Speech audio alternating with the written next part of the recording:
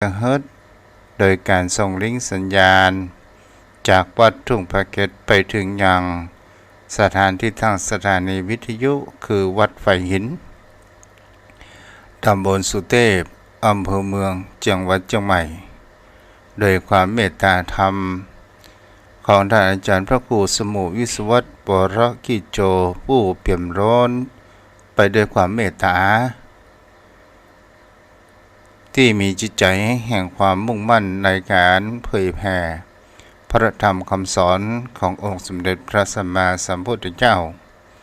ตลอดจนถึงขึ้นสีขาวธรรมชาวประชาโดยการก็ลิงก์และส่งสัญญาณไปโดยความเมตตาของ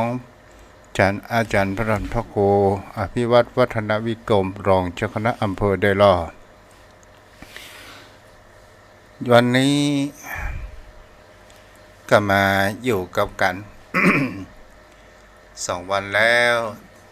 ที่บ่ได้มาพบปะกับโยมพ่อโยมแม่กับสถานญาติโยมก็คิดถึงหาแล้วเป็นสิ่งที่เราจะหันได้ว่าโยมพ่อโยมแม่ท่านผู้ฟังเสียงอันเล็กน้อยของลูกตุนี้คงโดยการที่ได้น้อมตามมายังรักธรรมคำสอนของพระพุทธองค์มาสาดแสงแห่งพระธรรมโยมพ่อโยมแม่นั้นได้เข้าใจบ่มากก็น้อย เพื่อที่จะเอาไปเป็นแก่นสารและศึกษาในแห่งคำว่าเฮาเป็นชาวพุทธและในนามของพุทธบุตรขององค์สมเด็จพระสัมมาสัมพุทธเจ้าศรัทธาญาติโยมทั้งหลายวันนี้คงจะมีคติธรรมแล้วก็จะมีเรื่องเล่าวันนี้จะประลงไปในพุทธธรรมแต่จะจะจ๋าสเปเหระโยมพ่อโยมแม่ได้รับฟังกัน วันนี้จะถึงพุทธสาวกขององค์สมเด็จพระสัมมาสัมพุทธเจ้าที่เป็นสาวกขององค์สมเด็จพระสัมมาสัมพุทธเจ้ามี60 รูปวันนี้ศรัทธาญาติโยมทั้งหลายจะเกี่ยวกับพระเถระรูปหนึ่งผู้อยู่ในปัญจวัคคีย์ทั้ง5ซึ่งก็คือพระอาชชิซึ่งเป็นสิ่งที่เราจะเห็นได้ว่าพระเถระผู้นี้เป็นสิ่งที่มีประวัติและน่าควรจะศึกษาและก็เป็นสิ่งที่ผู้คนเหล่านั้นได้รู้ว่าพระเถระรูปนี้เป็นผู้มีความสำรวมมีความสงบเสงี่ยมในการแสดงธรรมอันยังกตามศรัทธาญาติโยมทั้งหลายพระอาชชินี้ก็อยู่ในพราหมณ์ทั้ง8ที่ได้ทำนายเจ้าชายสิทธัตถะตอนประสูติออกมาได้7 วันโยมพ่อโยมแม่เราก็ลองมาดูแห่งความว่าการที่บุคคลเหล่านั้นรู้และว่ามีโอกาสและค่อยคว้ากระทำจนให้เกิดแห่งความสำเร็จเกิดขึ้นได้พระอาชชินี้ก็เป็นผู้หนึ่งโยมพ่อโยมแม่ท่านผู้ฟัง ซึ่ง ท่านนั้นเป็นบุตรของพราหมณ์ในกรุงกบิลพัส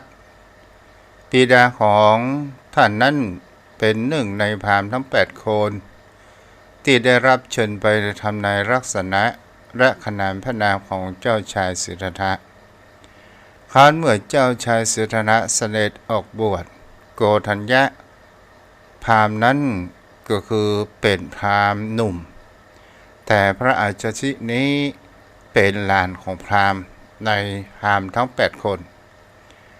ซึ่งเป็นผู้ที่ชื่อว่าเจ้าชายสิทธัตถะนั้นก็คือพราหมณ์ชื่อว่าโกฏัญญะนั้นได้ทำนายไปทางเดียวว่าเจ้าชายสิทธัตถะนี้จะต้องตรัสรู้เป็นศาสดาเอกของโลกอย่างแน่นอนมามีเปลี่ยนแปลงไปเป็นอื่นท่านพระอาจารชินั้น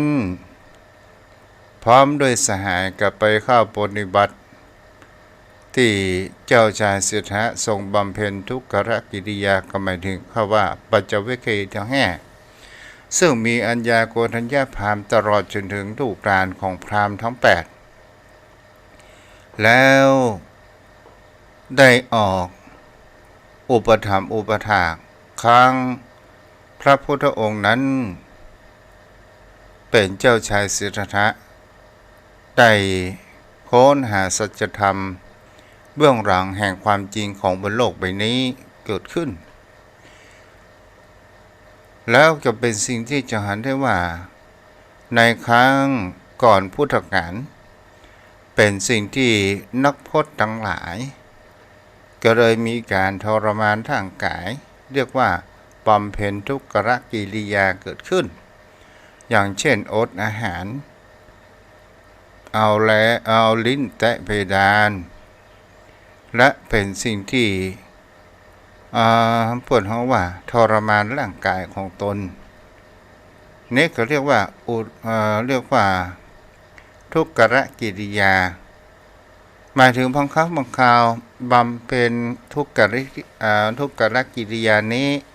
เป็นทางที่มีความสุดโต่งโยมพ่อโยมแม่เฮาก็จะเห็นได้ว่าบางท่านบางคนเกิดแห่งความสุดโต่งทรมานร่างกายต่างๆนานาตลอดจนถึงในสมัยนั้นมีเจ้าลัทธิต่างๆนานาที่ได้ค้นคว้าว่าทำไมผู้คนเหล่านั้นถึงมีกิเลสตัณหาทำไมผู้คนเหล่านั้นถึงมีความทุกข์มันมาจากไหนศรัทธาญาติโยมทั้งหลายนั่นก็คือแห่งเขาว่าเมื่อตาหันรูปตาเป็นต้นเหตุกะก็เลยควักกันตาออกมันก็มีในลัทธิเหล่านี้เพื่อก่อนพุทธกาลแต่เมื่อเอาพวกกันตาออกมาหันรูปเลยว่ามีแห่งเขาว่าจินตนาการและปรุงแต่งเกิดขึ้นแต่ได้ยินเสียง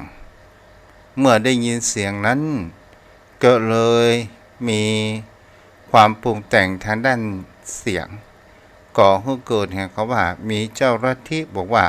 หูนี่ก็เป็นตัวต้นเหตุเลยตอกหูนั้นคือเป็นหูหนวกไปเสียอย่างนี้ก็มีตลอดจนถึงบางครั้งว่าร่างกายนี้เองที่มันก่อให้เกิดแห่งความต้องหาอาหารมา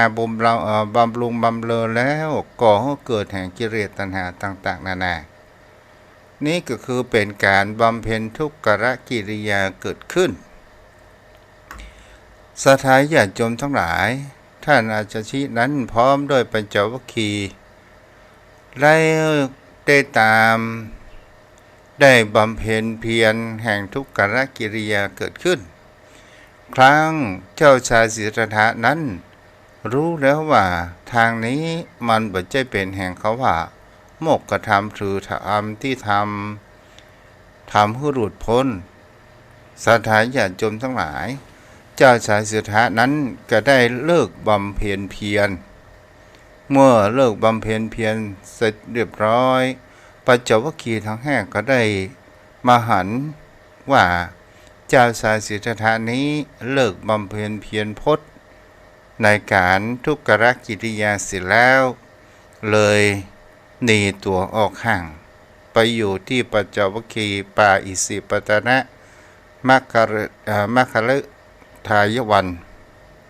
ณกรุงพาราณสีเกิดขึ้นศรัทธาญาติโยมทั้งหลายในสิ่งเหล่านี้ครั้งเจ้าชายสิทธัตถะเป็นพระสัมตรัสรู้เป็นพระสัมมาสัมโพธิญาณโดยเดินทางแห่งสายกลาง มัชฌิมปฏิปทาและเป็นสิ่งที่เราก็ลองสังเกตว่าครั้งพุทธองค์นั้นเขาเจ้าชายสิทธัตถะตรัสรู้เป็นพระสัมมาสัมโพธิญาณแล้วก็ได้เดินตอนแรกนั้นเขาว่าจะไปโปรดปรานไถ่ดีนึกถึงแห่งครูทั้งสองก็คือฤาษีอุทกดาบทและอาราธดาบทนั้นได้สูญเสียไปเสียแล้วนึกถึงปัญจวัคคีย์ทั้งห้าก็เลยได้เดินทางไปที่พาราณสีประมาณสัก2 เดือนศรัทธาญาติโยมทั้งหลายจากอุรุเวราศิลานิคมไปถึงเมืองพาราณสีศรัทธาญาติโยมทั้งหลายปัญจวัคคีย์ทั้งห้านั้นตอนแรกนัดหมายกันว่าเราจะประลุกต้อนรับอย่างเจ้าชายสิทธัตถะผู้เลิกบำเพ็ญเพียรต่างๆนานาเกิดขึ้นและทีนี้พระปัญจวัคคีย์ทั้งห้าก็ได้หันองค์สมเด็จพระสัมมาสัมพุทธเจ้าได้เดินมาโดยแห่งเขาว่าเปล่งแห่งพระรัศมีเกิดขึ้นแล้วทีนี้เนี่ยสิ่งที่นัดหมายกันไว้ก็ลืมเลือนไปโดยแห่งธรรมชาติเกิดขึ้นศรัทธาญาติโยมทั้งหลายพุทธองค์นั้นก็ได้แสดงธรรมจักรกับปวัตตนสูตรมีพระอัญญาโกณฑัญญะได้บรรลุเป็นพระอรหันต์รูปแรกเป็นพระสงฆ์รูปแรกที่เกิดขึ้นเป็นว่าครบพระรัตนตรัยหมายถึงวันอัสรหบูชาหรือว่าวันเข้าพรรษาแล้วต่อมาแหม4 คนนั้นพระองค์ได้แสดงถึงอนันตลักขณสูตรให้ฟังแล้วพระอาจารย์นั้นก็ได้บรรลุเป็นพระอรหันต์เกิดขึ้นทีนี้ก็เป็นพระสงฆ์5 รูปแรกที่ได้ออกเผยแผ่พระพุทธศาสนาเกิดขึ้นก็โดยการเดินธุดงค์ไปตามท้องถนนเพื่อโปรดเมตตาเพื่อเผยแผ่ธรรมบทนี้นั้นก็มีแห่งเขาว่าโกริตะกับพนเขาว่าปุติสะก็คือโกริตะปุติสะนี้เป็นสหายผู้ร่วมกันแล้วค้นหาแสวงหาแห่งเขาว่าโมกขธรรมเลยได้ในตอนแรกของสหายนี้ก็คือเป็นผู้มีฐานะมีเงินมีทองเป็นลูกของพราหมณ์ซึ่งตระกูลของโกริตะกับปุติสะนี้ผูกพันกันมาตั้งแต่เช่น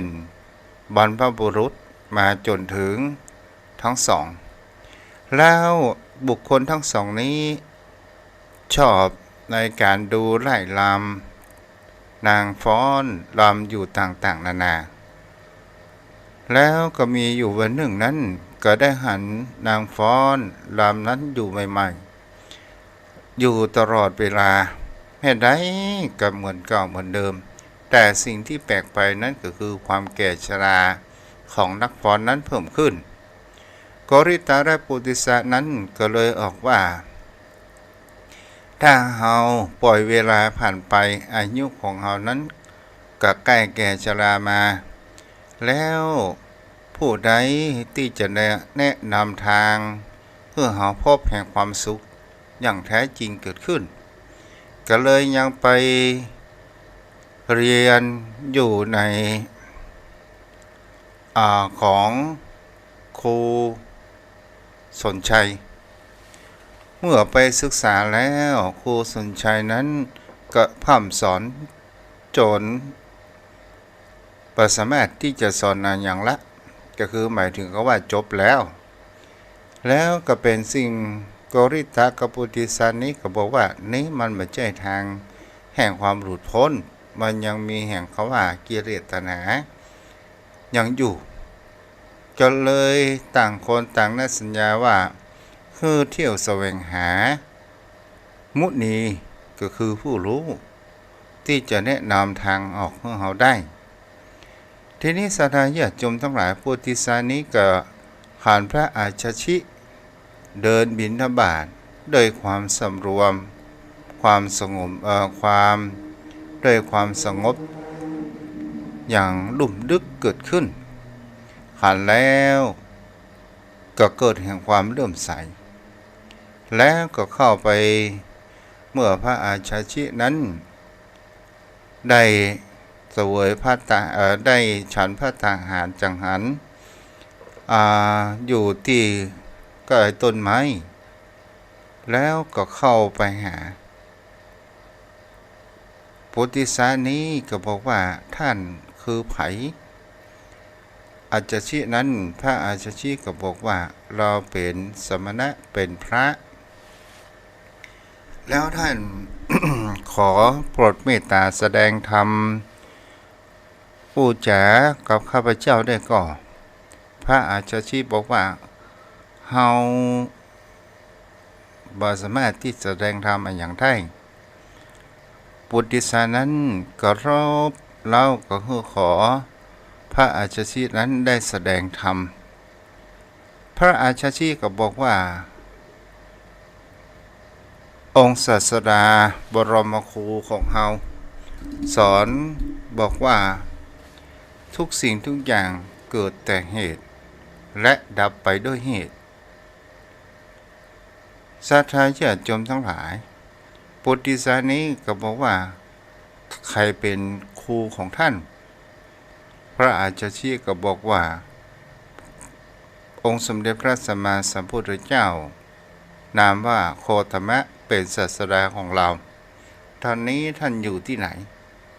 ศรัทธาญาติโยมทั้งหลายก็ยังอยู่ป่าอยู่แล้วก็ไปอยู่ที่วิหารอัมพวันป่าหมองหวังของพระเจ้าพิมพิสารแล้วทีนี้ก็ได้ติดตามอุปถัมภ์อุปถาพระอาชชิอุปติสานี้ก็ได้เอาพระอาชชินั้นเป็นครูบาอาจารย์ของตัวเองศรัทธาญาติโยมทั้งหลายในสิ่งเหล่านี้เราจะลองพิจารณาดูสังเกตแห่งคำว่าพระอาชชินี้เป็นผู้ที่ได้ดวงตาเห็นธรรมและผู้ได้แห่งคำว่าเป็นพระอรหันต์และเป็นผู้ที่ก่อให้เกิดแห่งคำว่าความดำรงชีวิตอย่างเรียบง่ายสมถะเกิดขึ้นและทีนี้ศรัทธาญาติโยมทั้งหลายอุปติสานั้นเข้าได้ฟังธรรมองค์สมเด็จพระสัมมาสัมพุทธเจ้าก็ได้ขออุปสมบทพร้อมด้วยโกริตะแล้วก็เปลี่ยนชื่อว่าใหม่ว่าเป็นพระสารีบุตรพระโมคคัลลานะเป็นพระสารีบุตรเป็นอัครสาวกเบื้องขวาพระโมคคัลลานะเป็นอัครสาวกเบื้องซ้ายเฮามาพอคุณธรรมที่ควรถือเป็นแบบอย่างพระอาชชินั้นมีบุคลิกภาพที่มีแห่งความว่าน่าเลื่อมใสสมถะสำรวมระวังกิริยามารยาทเมื่ออุปติสสะเข้าไปพบแล้วก็เกิดแห่งความประทับใจน่าเลื่อมใสในสิ่งเหล่านี้ในการเผยแผ่ทางพระพุทธศาสนาการสำรวมกายวาจาของพระภิกษุนั้นก็ถือว่านี้ก็คือเป็นการเผยแผ่อย่างหนึ่งมีต้นแบบก็คือพระอาชชิต่อมาพระอาชชิเถระนั้นเป็นนักสอนศาสนาที่มีความเชี่ยวชาญในเรื่องประกาศพระธรรมคำสอนของพุทธองค์พูดเก่งแต่เป็นบุคคลพูดไม่มาก รู้จักในการแสดงหันทำและมีโดยการที่ว่าสอนโดยสังเขปนี้เองพระอาชาชินั้นมีคุณูปการต่อพระพุทธศาสนาได้เป็นผู้ชักชวนอุปติสมานพและโกริตมานพได้เข้าเป็นอัครสาวกขององค์สมเด็จพระสัมมาสัมพุทธเจ้านิสทายาติโยมทั้งหลายจะเห็นได้ว่าพระสารีบุตรนั้นเวลาจะนอนก็ต้องหันศีรษะไปทางด้านทิศที่พระอัสสชิเถระนั้นอยู่เพราะว่าเป็นผู้มีรู้แห่งเขาว่าบุญคุณและความดีเกิดขึ้นต่อมาก็จะได้อู้จ๋าสนทนากับป้านานเดี๋ยวกันเด้อป้านาน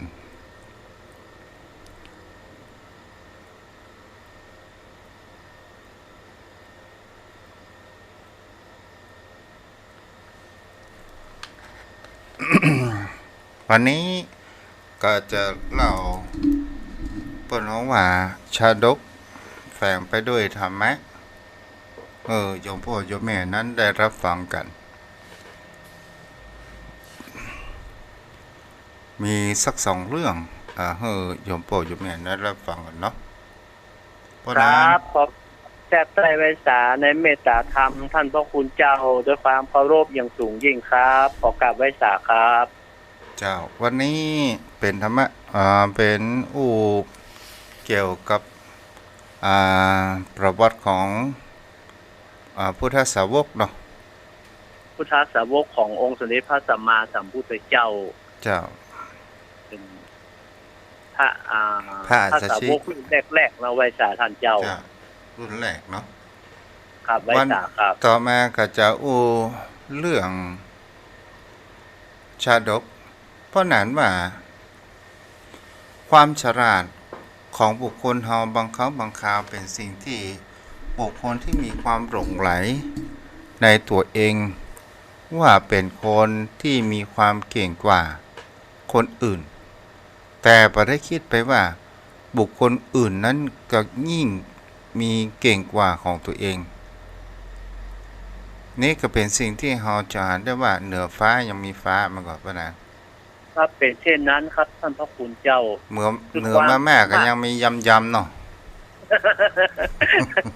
เหนือสลับเขามีกระดาษนะท่านเจ้าเนาะถูกต้องท่านพระคุณเจ้าความสันทัดของคนนี่มันบ่เหมือนกันท่านเจ้ามันเพิ่นก็อุปมาเหมือนนิ้วมือของเฮาน่ะ5นิ้วมันใช้ประโยชน์บ่เหมือนกันท่านพระคุณเจ้ามันหากเกิดพร้อมกันแต่ว่าประโยชน์โสติผลของมันบ่เท่ากันบ่เหมือนกันสันทัดกรณีเป็นคนละอย่างคือมีความสามารถเป็นคนละอย่างแล้วท่านเจ้าเก้ากับผมว่ามันเหมือนกับความงดงามของพระสงฆ์ท่านพระคุณเจ้าเพิ่นมีความถนัดแตกต่างกันและเป็นความงดงามในพระพุทธศาสนาบางตนนั้นเพิ่นถนัดในการเผยแพร่บางตนนั้นถนัดในการเทศธรรมบางตนก็ถนัดในด้านศิลปะการก่อสร้างบางตนนั้นก็มีความรู้เรื่องยุคเรื่องยาเรื่องประเพณีวัฒนธรรมบางตนก็รู้ก็เก่งในด้านการสงเคราะห์ด้านการศึกษาบางคนก็เก่งในด้านวิปัสสนามันเป็นความงดงามของพระพุทธศาสนาครับไว้สาครับท่านเจ้าครับเจ้าที่พวกนั้นมานี่ก็มีสาระให้เกิดขึ้นว่าคนเฮาทุกคนนี้เนี่ยจะลงตัวเองว่าเฮาไปเก่งเสือทุกเรื่องมามีภัยเกินอย่างองค์สมเด็จพระสัมมาสัมพุทธเจ้าความเชี่ยวชาญของบุคคลเฮานั้นมีคนละอย่างเหมือนกันครับในสิ่งเจ้านี้เป็นบรมครูเอกของโลกเป็นศาสดาเอกเป็นสัพพัญญูครับมันมีเอกเดียวหนึ่งเดียวในโลกเท่านั้นครับท่านพระคุณเจ้าครับเหมือนกับผู้ที่จบปริญญาเอกเป็นด็อกเตอร์เพิ่นก็เก่งในด้านวิชาการแต่บางทีด้านศาสนาเพิ่นอาจจะบ่เข้าใจแต่สำหรับเฮาบ่ได้จบปริญญาโทปริญญาเอกแต่ บางคนเพิ่นก็เข้าใจในด้านหลักคำสอนนำมาประพฤติปฏิบัติเป็นแบบเป็นอย่างให้กับสังคมเป็นที่เคารพนับถือของสังคมได้เช่นกันครับท่านเจ้าครับเอาละพ่อหนาน ไว้ คนเฮา ครับ นี่ชอบศึกษาบุคคลอื่นมากกว่าศึกษาตัวเอง การที่จะศึกษาตัวเองเป็นสิ่งที่เราลองสังเกตแล้วว่าเราจะมาศึกษากันอย่างไรเพราะนั้น ศึกษาตนเองเหรอครับท่านเจ้า เจ้า คือผู้ที่ศึกษาตนเองนั้นส่วนมากแล้วจะเป็นผู้ที่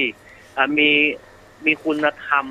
รู้ซึ้งถึงธรรมเป็นเบื้องต้นครับท่านเจ้าครับเพราะ เดี๋ยว ว่า ก่อนเดี๋ยวก่อนพ่อหนาน ไว้จ้ะครับ พ่อหนานว่าศึกษาตัวของเราเอง หมายถึงก็ว่า รักตัวของเราเองอัตหิอัตโนนาโถ ในที่นี้เนี่ยอย่างเช่นเราชอบมองคนอื่น แล้วชอบในการสอนบุคคลอื่น ชอบในการเล่าขวัญบุคคลอื่น ชอบดุด่าว่ากล่าวบุคคลผู้อยู่ใต้อำนาจ ไว้จ้ะครับ และก็เป็นสิ่งที่เราจะได้ว่า สิ่งเหล่านี้บางครั้งบางคราวเราบ่เคยแม่สอนจิตสอนใจของเราเอง ในการสอนจิตสอนใจนั้น ถึงว่ามันเป็นนามธรรม แต่เราจะทำวิธีใดให้การอบรมจิตใจของเราพระนาเข้าใจไหม เราจะต้องเตือนตนด้วยตนเองยกอัตตาออกจากตนตัวเรา คือบ่ยกความยึดมั่นถือมั่นในตัวตนของเราครับท่านพระคุณเจ้าครับ ต้องมองบุคคลอื่นว่าเป็นผู้ที่อยู่ในร่วมในสังคมเดียวกัน หรือบ่มองโทษเพ่งโทษของคนอื่น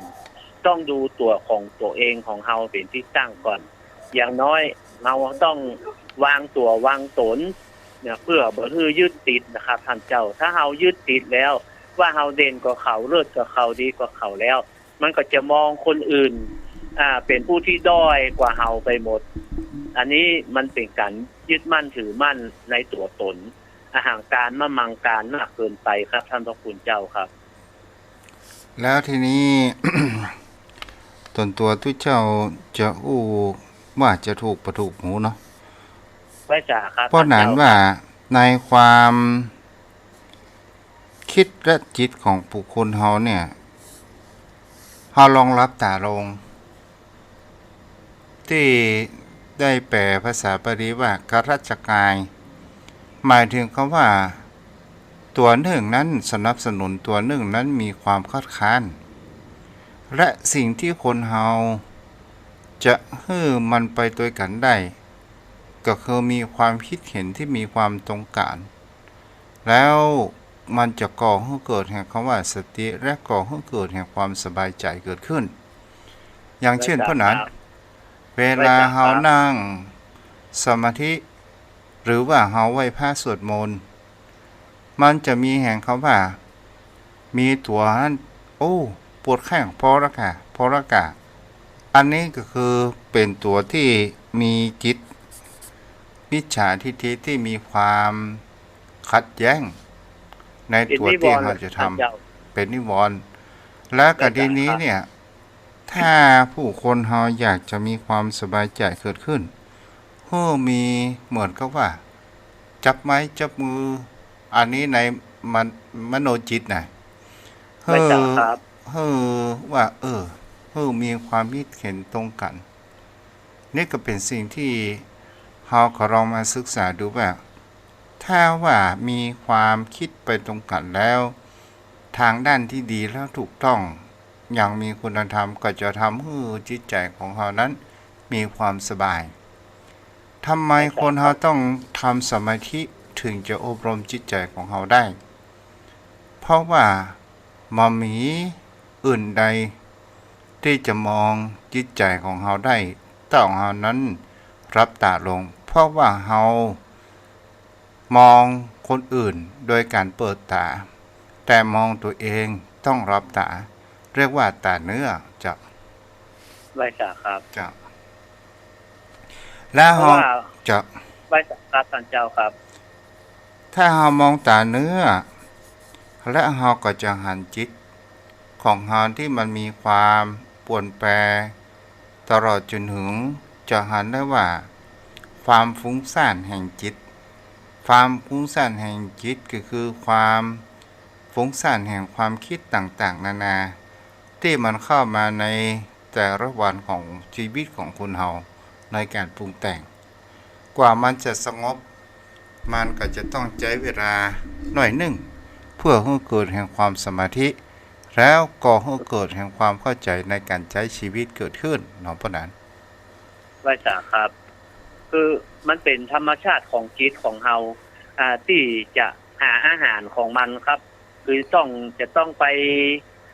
อยู่นอกความคิดมันจะไปเรื่อยๆของมันเองครับจิตของเฮาถ้าเฮาบ่มั่นฝึกบ่มั่นทำจิตเป็นสมาธิตั้งมั่นจิตของเฮามันก็จะลอยไปเรื่อยคิดไปเรื่อยเพราะมันเป็นอาหารของมันอาหารของจิตก็คืออารมณ์ที่จิตชอบที่สุดก็คืออารมณ์ฟุ้งซ่านอารมณ์คิดมโนไปในทางต่างๆโดยเฉพาะอย่างยิ่งแล้วจิตที่ไม่ได้ฝึกก็ชอบจะมองคนอื่นในทางต่ำอันนี้จิตจะชอบที่สุดครับไว้สาครับท่านพระคุณเจ้าครับเจ้าเฮาก็จะหันได้ว่าจิตและความคิดของคนเฮาเนี่ยมันชอบปรุงแต่งเพื่อมีความสำเร็จไปทุกอย่างเนาะขนาดเนาะครับไว้สาครับเป็นเช่นนั้นครับคือการปรุงแต่งนะครับที่ว่าเป็นอาหารของจิตที่บ่ได้ฝึกแล้วนะชอบปรุงแต่งไปทุกเรื่องทุกอย่างนอกเหนือจากความเป็นจริงครับไว้สาครับท่านเจ้าครับคำว่าปรุงแต่งในที่นี้ก็หมายถึงคำว่ามีความคิดที่คล้อยไปตามจิตไปตามกิเลสในความคิดปรุงแต่งทางด้านบดีปรุงแต่งก็คือหมายถึงปรุงอารมณ์เนาะเหมือนกับเฮาปรุงแกงอันนี้โยมพ่อโยมแม่ได้เข้าใจง่ายท่องแท้เกิดขึ้นและก็เป็นสิ่งที่คนเฮาจะหันได้ว่านี่ก็คือการที่เฮามองคนอื่นมองออกจากตัวของเฮาไปแต่เฮาบ่ได้มองหันกลับของตัวเองและก็เป็นสิ่งที่คนเฮานั้นควรจะหัดมามองจิตใจของตัวเองฝึกของตัวเองให้จิตของเขาเองนั้นมีสติและเฮาจะอยู่เหนืออารมณ์และเฮาอยู่เหนืออารมณ์มันจะมีอะไรอย่างเกิดขึ้นมันจะมีสติคอยเบรกอยู่อย่างเสมอว่าอย่างเช่นเฮาจะด่าลูกเฮาบอกให้ลูกเฮามาล้างถ้วยแต่เฮาจะด่าไปแล้วมันก็จะชุดความคิดว่ามึงด่าไปหยังมันก็บ่ได้ประโยชน์อะไรอย่างนี้เป็นต้นเอาว่านั้นครับเมื่อเฮาไปปรุงแต่งทำให้เกิดอารมณ์บันดาลโทสะขึ้นในสิ่งที่เฮาทำไปนะมันก็บ่เกิดประโยชน์หยังเหมือนที่ท่านเจ้าอธิบายไว้เพราะจิตเฮาบ่ได้ฝึกเดี๋ยวปิดเพลงก่อนไว้สาครับหลวงไปโยมพี่อนุโมทนาเด้อโยมแม่เนาะปิดละลืมครับไว้ครับป้อนหนาได้ยินก่อนเพลงครับได้ยินออกมาเป็นกรรมครับท่านเจ้าครับอ๋อเจ้าต่อแล้วต่อก็คือหมายถึงเขาว่าอย่างกับปัจจุบันเนี่ยอารมณ์ของคนเฮาเนี่ยมีความหงุดหงิดง่ายแม้กระทั่งในการเดินทางร่วมท้องถนนเดียวกันเพียงแค่แซงกันเล็กๆน้อยๆแต่มามีแห่งคำว่าจิตใจเอื้อเฟื้อแล้วก็ลงมาโดยขาดแห่งสติปล่อยให้จิตไปตามแห่งคำว่าอารมณ์แห่งความโกรธในการที่ได้ยินเสียงและได้พอด้วยตาเกิดแห่งความโกรธเลยเกิดแห่งคำว่าอัตตาว่าไขมาลบตัวเองนั้นมาได้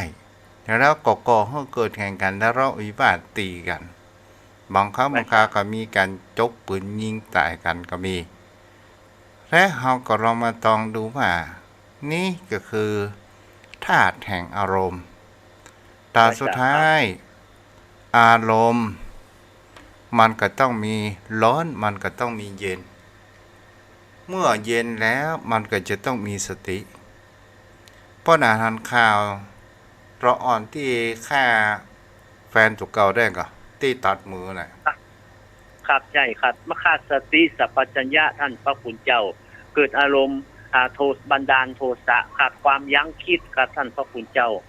ก็อารมณ์ร้อนเป็นคนหัวร้อนเลยคิดอย่างโดยที่ใช้อารมณ์ส่วนตัวบ่มีสติสัพพัญญะกำกับครับเลยทำได้เมื่อทำลงไปแล้วก็เกิดความกินแหน่งที่หลังครับเป็นโทษเป็นภัยแก่ตัวเองครับตัดอนาคตของตัวเก่าครับท่านพระคุณเจ้าครับถามที่นักข่าวอู้ฟังว่าเราอ่อนคนนี้เราอ่อนผู้ใจเนี่ยไปเชื่อในเรื่องโลกแห่งชาตานต่างๆนานาเกิดขึ้นเหมือนกับว่าเป็นลัทธิโดยการเอาบูชามือหญิงบริสุทธิ์ต่างๆนานาเกิดขึ้นแล้วทีนี้แกจะเอาแฟนของตัวเองเนี่ยครั้งแล้วของเรารอดหลายครั้งแต่ครั้งสุดท้ายนี่บันรอดเลยเป็นสิ่งที่จะหันได้ว่าลากแฟนของตัวเองฆ่าแล้วก็กกมือแล้วก็เอาผ้าตัวไปอย่างมันไปขวางนี่แหละเป็นสิ่งที่เราจะหันได้ว่าอาวิชชามันมืดบอดโดยการที่เราไปหลงในเรื่องแห่งเขาว่าโลกแห่งซาตานทำให้เราเกิดอิทธิฤทธิปาฏิหาริย์ต่างๆนานาแต่ที่จริงมันก็ไม่ใช่เกิดขึ้นและก็เป็นสิ่งที่เราไปหลงไหลในสิ่งที่มันไร้สาระแล้วก็ก่อให้เกิดแห่งความว่าสิ่งที่เขาคิดว่ามันมีสาระแท้ที่จริงมันไม่มีสาระใดๆทั้งสิ้นตอนสุดท้ายไปฆ่าแฟนของตัวเองกกมือแล้วโดยว่าคิดคำนึงว่าลูกเขาก็มีพ่อมีแม่เฮาก็มีพ่อมีแม่ตอนสุดท้ายฆ่าเปิ้นแล้วก็หนีไปทีนี้ตำรวจกับตามล่าและเอาไปเอามากับมามีที่ระบายก็เลยไประบายให้กับแม่ฟังแม่นั้นเมื่อได้ฟังแล้วก็เกิดแห่งความเดือดร้อนเกิดขึ้นแล้วลูกนั้นเขียนอย่างเขาว่าขอโทษพ่อแม่แล้วกับกินยาเพื่อที่จะหนีความผิดจะฆ่าตัวตายตอนสุดท้ายตำรวจไปแม่ไปพร้อมก็ยังตันหลังต้องอยู่ตอนสุดท้ายตอนนี้ก็ต้องรับผลแห่งกรรมไปเนาะจ้ะครับเพราะขาดวิจารณญาณครับท่านพระคุณเจ้าเพราะว่าเรื่องอย่างข่าวสารหรือว่าจะเป็นหนังเป็นละครอย่างต่างๆบางทีมันก็มีการควบคุมท่านพระคุณเจ้าเพราะเด็กต้องดูโดยวิจารณญาณเด็กอายุต่ำกว่ากี่ปีเพิ่นบ่คือควรดูครับท่านพระคุณเจ้าครับก็เด็กอาจจะเรียนแบบขาดความยั้งคิดครับเหมือนกับหนังที่เอาปืนมายิงมาฆ่ากันนะท่านพระคุณเจ้า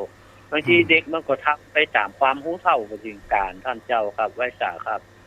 เจ้าอันนี้ก็เป็นสิ่งที่เราจะหันได้ว่าแห่งประการหนึ่งคนเฮาในยุคไหนก็ตามชอบแห่งคำว่าอิทธิฤทธิปาฏิหาริย์ชอบหนังเหนียวพ่องยิ่งบ่เข้ายิ่งบ่ออกพ่องอะไรอย่างต่างๆนานาถ้าได้จริงเฮาก็ลองคิดพิจารณาดูว่าในสิ่งเหล่านี้เนี่ยมันไม่ใช่ว่าจะเกิดขึ้นได้ง่ายๆในเรื่องอิทธิฤทธิปาฏิหาริย์เกิดขึ้นถ้าฝ่ายอิทธิฤทธิปาฏิหาริย์เกิดขึ้นมันก็คงบันดาลบ้านหลังใหญ่โตโหฬารบ่ท่องไปสร้างไปแปลงอะไรอย่างเหมือนกับสมัยครั้งพระพุทธองค์เป็นพระเวสสันตระไว้สาครับเพื่อนเขาว่าเท้าจตุโลกบาลเวสสุกรรมเนาะได้เนรมิตแปลงยังศาลาต่างๆนานาในรมิตผ้าคำว่าเนรมิตเขาก็ไปพอว่านั่นก็คือความฝันมากกว่านั้นครับใช่ครับอิทธิฤทธิปาฏิหาริย์เนี่ยคำว่าปาฏิหาริย์ในที่นี้เนี่ยปาฏิหาริย์ในสิ่งที่ว่า มันเกิดขึ้นนอกเหนือธรรมชาติและก็เป็นสิ่งที่เราจะเรียกว่าปาฏิหาริย์เราดูไปแล้วมันเป็นนามธรรมคำว่ามีแต่ก็มันเป็นสิ่งที่สิ่งที่น่าอัศจรรย์เกิดขึ้นโดยประคาดหวังเนาะปาฏิหาริย์คือปาฏิหาริย์นี่มันถ้าเราดูตามรูปทรัพย์แล้วท่านพระคุณเจ้ามันอาจจะหมายถึงความสำเร็จคือเราสามารถทำปาฏิหาริย์ได้ท่านพระคุณเจ้าจังเราทุกข์เรายากเราลำบากเนี่ยเราสามารถทำปาฏิหาริย์เปลี่ยนแปลงชีวิตเราได้ด้วยความมานะพยายามท่านพระคุณเจ้าอันนี้ก็เรียกว่าโอ้ปาฏิหาริย์เนาะอันบ่เคยมีอย่างเลยทุกข์ยากลำบากแต่ความบากบั่นพยายามสามารถกลับตัวพัฒนาคุณภาพชีวิตคือเป็นคนอยู่ดีกินดีได้คำว่าปาฏิหาริย์นี่ก้าวกับผมได้คิดว่ามันคงหมายถึงความสำเร็จที่เกิดขึ้นจากการกระทำของมนุษย์เป็นส่วนใหญ่ครับท่านพระคุณเจ้าแต่เราไปคิดว่าปาฏิหาริย์นี่มันเป็นการบันดาลที่จริงมันแทบจะบ่มีครับท่านเจ้าครับว่าที่จะบันดาลให้ทุกสิ่งทุกอย่างเมื่อเราเพราะว่าในโลกนี้มันทุกสิ่งทุกอย่างมันบ่ได้มาด้วยความคิดอย่างเดียวแล้วมันลอยมาท่านเจ้ามันต้องอาศัยการกระทำเฮาอู้ไปแหมอย่างนะพ่อหลานไว้สาครับคำว่าปาฏิหาริย์อย่างเช่นผู้คนที่อุปถากพ่อแม่ช่วยเหลือพ่อแม่บาลึกบาเลือกรรมบ่เคยด่าพ่อด่าแม่อย่างสักอย่างเวลาเกิดเหตุการณ์จะเกิดอุบัติเหตุอย่างสมมตินี่เนาะมีรถสองแถวจะเมาขึ้นดอยอินทนนท์นี่เนาะเปื้อนนั้นกับจวนเฮาไปแล้ววันนั้นทีแรกตั้งใจจะไปละบังเอิญวันที่จะไปมันเกิดอาการเจ็บท้องแล้วเลยไม่ได้ไปพอไปถึงดอยอินทนนท์รถคว่ำบางคนก็เจ็บบางคนก็ตายป้าหนานว่านี่ปาฏิหาริย์ก็อันนี้ถ้าความหมายอย่างที่ท่านเจ้าว่านี่ก็มันก็คือปาฏิหาริย์แต่มันอาจจะเป็นผลบุญกุศลที่ได้ทำคุณงามความดีได้ดูแลพ่อแม่พูดอันที่เจ้าว่าเป็นคนที่ดูแลพ่อแม่ด้วยความกตัญญูมันก็เป็นบุญเป็นปาฏิหาริย์อย่างหนึ่งที่ว่าบ่ทำให้เกิดเพศภัยต่างๆนะท่านเจ้าอันนี้ก็คือเปิ้นฮ้องว่ามันก็คอยอุ้มจูให้เกิดปาฏิหาริย์เกิดขึ้นเฮาจะออกไปว่าโอ้เป็นบุญนี่เนาะครับก็คือเป็นบุญเป็นกุศลที่ทำให้บ่ต้องได้รับเพศภัยอุบัติเหตุดังกล่าวแล้วเฮาก็ไปรวมว่าเป็นบุญปาฏิหาริย์แท้ๆเนาะที่บ่ได้รับอุบัติเหตุครั้งนี้ก็บุญที่ทำไว้นั่นเข้ากับผมก็คือว่าได้ดูแลพ่อแม่ด้วยความกตัญญูกตเวทิตาธรรมนะท่านเจ้าเป็นบุญกรรมบุญจูแต่ถ้าเป็นเจ้าของไว้สาครับอันเดียวกันเดียวจะหมดเวลาจะไว้สาครับถึงว่าปฏิภาณของคนเฮามันต้องมีนะปะหนานเนาะปฏิภาณไหวพริบวันนี้จะเล่าเรื่องชาดกจระเข้กับลิงปะหนานเคยได้ฟังแล้วกะฮะถ้าเอาปะป้าห้าวมาขายส่วนก็อดฟังไปเด้อเนาะคำว่าปฏิภาณเป็นสิ่งที่คนเฮานั้นจะต้องมีในเรื่องชาดกนั้นก็เป็นสิ่งที่ว่ามีจระเข้กู้หนึ่งอยู่ในลำน้ำได้อาศัยยังแม่น้ำคงคาและก็เป็นสิ่งที่จะอ่านได้ว่าจระเข้ตัวเมียนั้นตั้งท้องตกมาอยู่วันหนึ่งนั้นบังเอิญไปหันลิงและเมียจระเข้นี้เกิดอยากจะกินหัวใจของลิง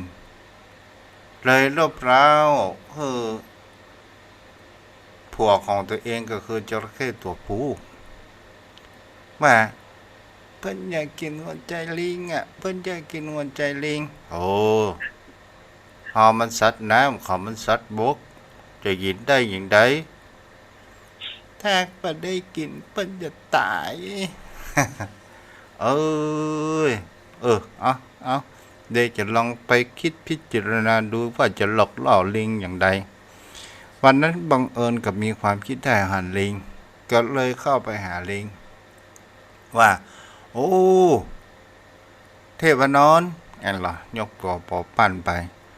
ท่านเมากินอยู่ฝั่งนี้เนี่ยเพราะฝั่งพุทธเนาะผลทำไมงอกงามไพบนขันนาดท่านแมงกินตั้งเพกินแต่ของมดเกี้ยงจนบ่มีอาหารการกินไหว้ปุ้นท่านไปกินเนี่ยฟังแหมฟังหนึ่งอ่ะโอ้ลิงหันประการเช่นนั้นโอ้แล้วจะแย่อย่างไรล่ะตอนนี้เราจะเป็นผู้อาสาพาท่านไปกินปุ้นโปรดหมักหลักไม้มีสับปะสับปันมีทั้งกล้วยมีทั้งลูกไม้หัวมันต่างๆนะท่านจะกินอะไรหยังลิงนี่ก่อนจระเข้นี่คงจะเป็นมิตร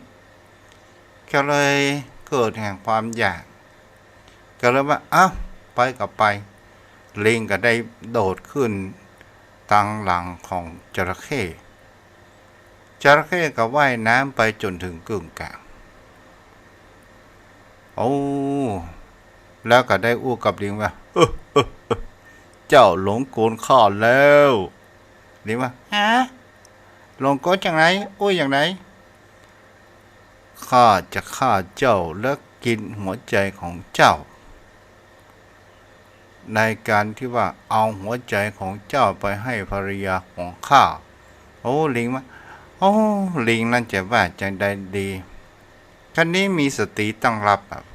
เพราะนั้นต้องมีสติครับท่านพระคุณเจ้ามีสติตั้งรับแล้วบังเอิญลิงเหลือบไปหันลูกมะเดื่อแห่งฝั่งลูกมะเดื่อที่ฝั่งที่ตัวของตัวเองนั้นมีมันซุกง่อมเป็นลูกผลสีออกสีแดงเนาะสีแดงกล่ำแล้วก็ จระเข้กระทำเจ้าจะมีไอ้อย่างต่อรองลิงก็บอกว่ามันมีอย่างต่อรองจะฆ่าเขาก็ได้กินเพียงแค่ร่างเปล่าแต่หัวใจของเขาไปอยู่ที่นี่เมียของสูนี่จะกินหัวใจของข้าไม่ใช่ไงแล้วหัวใจที่มีไหน แล้วจะกินลิงตั้งเตือนเนี่ยหัวใจข้าไปฝากที่อื่นหมดละแล้วมีไหนหัวใจถ้าเจ้าปลาข้ากลับไปเนี่ยข้าจะบอกเขาว่าหัวใจข้ามีไหนและจระเข้นั้นก็โดยความนึกคิดปะตันกับปิ๊กไปส่งลิงใกล้ถึงฝั่งกระโดดลงแล้วก็ขึ้นต้นมะเดื่อแล้วก็อ้วเสร็จข้าแล้วเจ้าจระเข้โง่ อันนี้ก็คือไหวพริบเนาะเพราะนั้นเนาะ ปฏิภาณไหวพริบครับท่านเจ้าได้สายยกนิทานชาดกเก้ากระผมก็มานึกถึงนางกุนโทนเกษีที่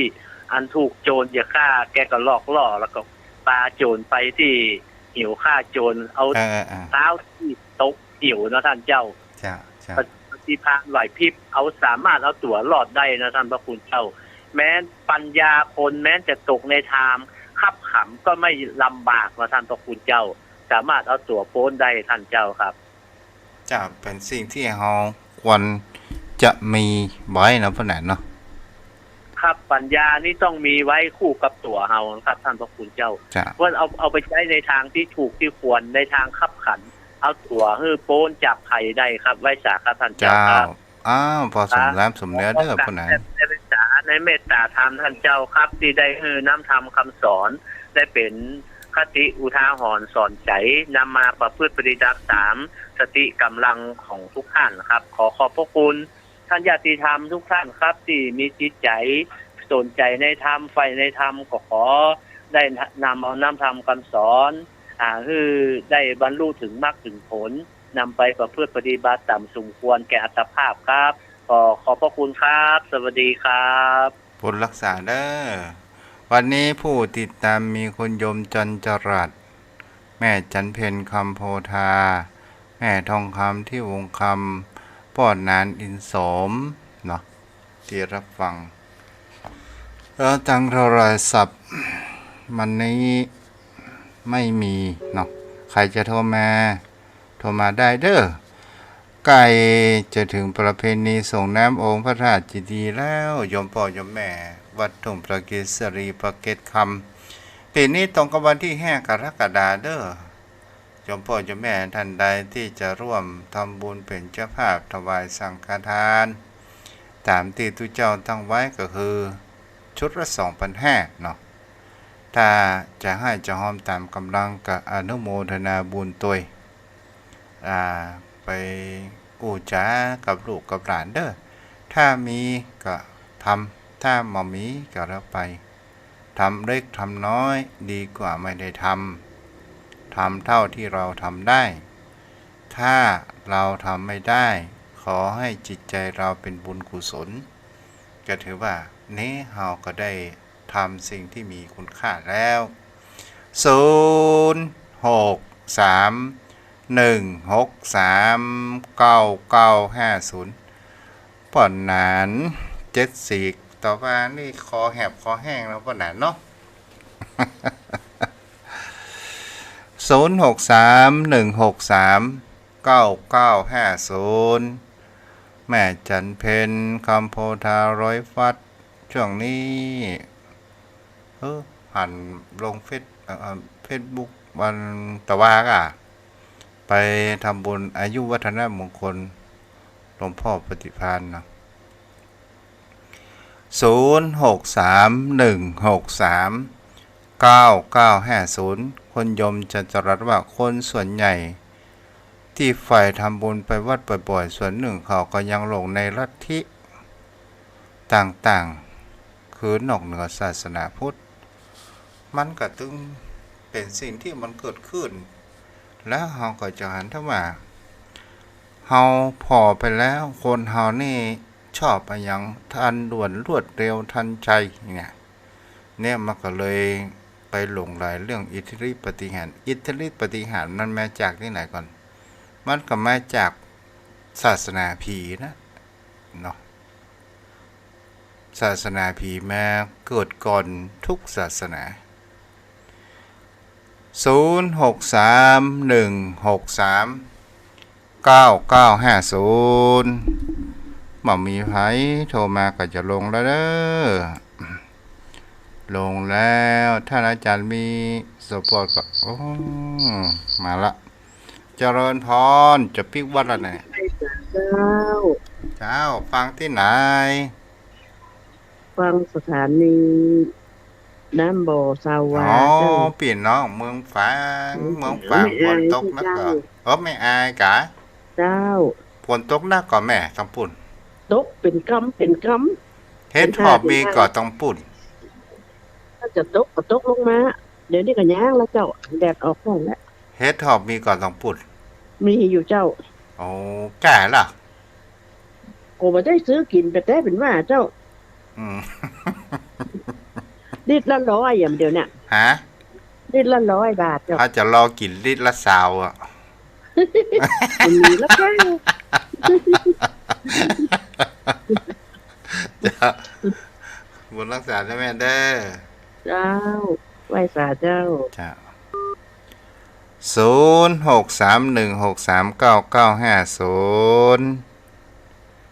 โอ้ของภายหลายคนเนี่ยโทรมาได้เด้อ105-174ตั้งใจเอา174เนาะเจริญพรเจ้าสาธุเจ้าท่านพระคุณเจ้าฟังอยู่เมืองฝางเจ้าฝังเจ้าเนาะกินเฮ็ดพอก้าละก้าเมืองฝางเขาเจ้าก่อนได้ซื้อ2 ลิตรเนาะเคี่ยวบดีเจ้าท่านเคี่ยวบดีคนเฒ่าละเคี่ยวยากอีแม่ก็เอาใส่เครื่องปั่นบดนะกับแม่ เกิดอยู่ว่าจะใส่เครื่องปั่นดีไก่